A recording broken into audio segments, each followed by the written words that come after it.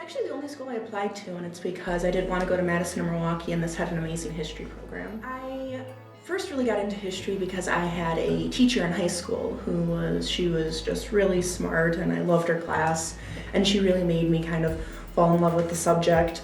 And then I came here and I was just kind of more reaffirmed by the professors and the experiences I had here. Right now we're working on actually a documentary.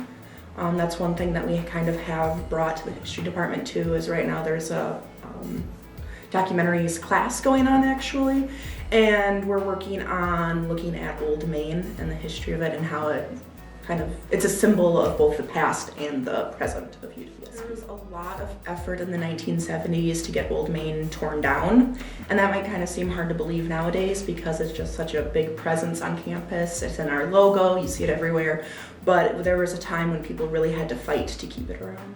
I had Dr. Harper when I took History 300. It's the class we have to take for our history majors. It's the Methods and Skills of History class. Every history major has to take it. It's kind of not really a capstone, but it's a class that's notoriously pretty difficult, and Dr. Harper walked me through it.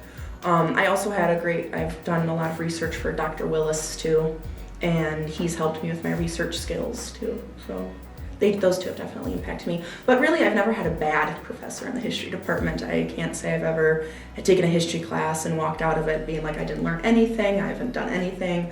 I think every staff member in the history department that I've had a class with has taught me a lot. I work in the writing lab. I was honored to get recommended by an English teacher, professor I had, and now I work down there 3 hours every week. That's been a great experience too. It's definitely helped me with my writing. It's just such a friendly, open, caring environment down there, and I love the fact that even though I'm a tutor, I feel like every session I walk away having learned just as much, if not more, than the person who I helped, the learner that I tutored. To apply to graduate school, I'm looking at PhD programs in early American history. You first join, and it's really intimidating, but join as many different groups as possible. It seems like a lot, but then kind of what happened to me is I was part of all these different groups, I had all this stuff, and then you find a group that you fall in line with, and then that's just kind of the group that you stick with. Really, just join as many as you can, be active in them for as long as you can, and then kind of later on fall back on the 2 or 3 that you, I think, really connect with.